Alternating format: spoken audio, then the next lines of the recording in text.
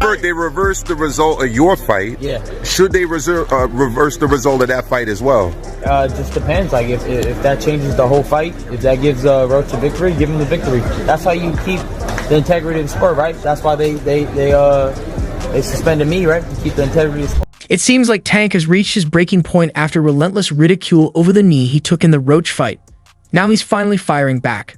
The criticism hasn't eased up since the match ended, and Gervonta Davis is clearly feeling the heat. Davis, GTD, and I don't mean got the draws, went up against Lamont Roach. Let me tell you something. Tank got spanked.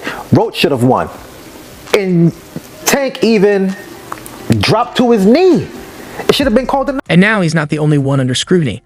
A recently surfaced interview with referee Willis has ignited even more controversy, escalating the situation further. Here's where Did Gervonta Davis take a knee, and should he have been deducted a point? And in the end, lost that fight to Roach, in your opinion? Yeah, in my opinion, if it was a draw, he take a knee. And plus, the corner go... The very fans who once chanted his name, the same analysts who praise him as boxing's most dangerous puncher, are now using a single moment to tear Tank down. The internet has been ruthless. Memes are everywhere, and suddenly, everyone thinks they know what really happened in that ring. Meanwhile, the New York State Athletic Commission is still reviewing Steve Willis' handling of the fight, adding yet another layer to the drama. And just hours ago, Tank reached his breaking point. He snapped, making it clear he's done with the way boxing treats its fighters. Boxing is trash. Look at everyone bashing me. They're the same ones who bet on me, he vented in frustration. In this sport, you lose once or have a bad night, and suddenly, everything you've done gets tossed aside. All they care about is that one shitty night. Boxing has become this thing where you have to be undefeated for people to care about you, and that's all. He's not wrong. Since the fight, no one's talking about his career, his power, or his dominance. Instead, the conversation revolves around that one moment, the second he dropped to a knee, the hesitation from Steve Willis, and the lingering debate over whether Lamont Roach Jr. was denied a rightful knockdown.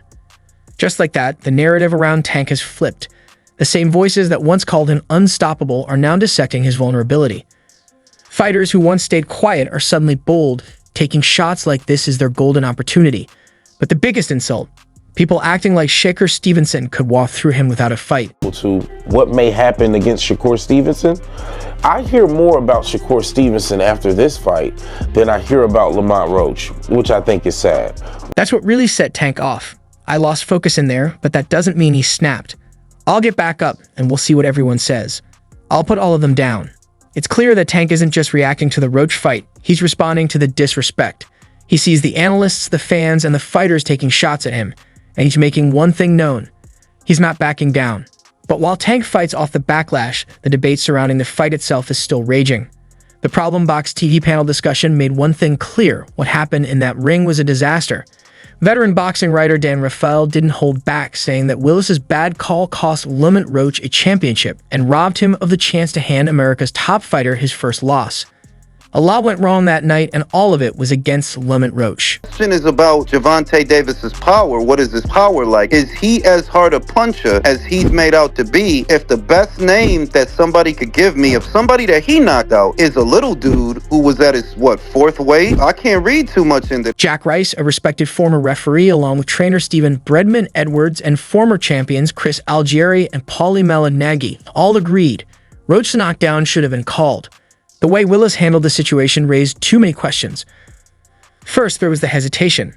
Then there was the fact that Tank turned his back and walked to his corner in the middle of the round.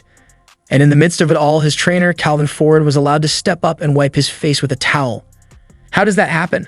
Malignaggi asked during the panel. How does a fighter just walk to his corner, get his face wiped, and the ref does nothing? That's insane. To me, I think I won the fight. Now, granted, ninth round should have been called a knockdown. Two judges on the official scorecards gave him the round 10-9. If that was a knockdown, I win the round 10-8. That's a 3-point swing. Now, ProBox TV founder Gary Jonas, who also advises Roach, is pushing for the New York State Athletic Commission to overturn the fight's result. He has officially filed an appeal, arguing that Roach should be declared the winner. His reasoning is simple. The knockdown was clear, Tank turned his back mid-fight, and Calvin Ford illegally stepped onto the ring apron. Any one of those should have been enough for Willis to take a point. People make mistakes, but this always seems to favor one side, Breadman Edwards pointed out, echoing a sentiment many fans share. When Tank was the undefeated superstar, everything seemed to go his way. But now, in a moment of weakness, people are questioning how boxing protects its biggest stars. Mally Maggie didn't hold back either. You cannot call your own timeout, he said bluntly. That's not how this works. You lost that fight. I mean, the only reason they gave you the fight was because you would make more money as a champion, but there's no way it's a draw, and they didn't call the knockdown. If they called a knockdown, you lost. But while the commission reviews the fight, Tank has his mind set on something else, revenge. He sees what's happening. He knows that if he had knocked out Roach early, none of this would even be a discussion. He knows that the same analysts tearing him down now would be praising his power if the night had gone differently. And then there are the fighters circling him like sharks. Shakur Stevenson wasted no time throwing shade, implying that Tank's performance proves he can't handle pure boxers. Ryan Garcia, of course, couldn't resist getting involved, clowning Tank on Twitter with "not so scary anymore, huh?" So when your foot's out, 1 foot out, you're going to get in the ring and you're going to have that moment where you got to step it up and it just won't come. But I think that's what happened. What do you think about him taking the knee at that point? I think that should it have been ruled a knockdown? 100% should have been. He would, and I thought he won the fight personally. The no knockdown, that was like unheard of. It was the first time I've ever seen it with my own two eyes, and I'm not sure, bro. I'm definitely not sure, but hopefully we could get it before. Nah, it probably won't be this year. Is that the one you want next? What you was thinking when Tank did that when he took the knee? What you was thinking when he took the knee? I can't speak on it. Can't think on that? Can't speak on it. He did some book though? I can't speak on it. No personal opinion, nothing? Can't, especially you. You thought it was just an off night, or everybody has an off night. Everybody has an off night. Yeah, I had a fucking off night with fucking crew. Everyone has a fucking off night. It's fucking boxing. You want to run that back with Cruz or what? Did Gervonta Davis take a knee, and should he have been deducted a point, and in the end lost that fight to Roach, in your opinion? Yeah, in my opinion, if it was a draw, he take a knee.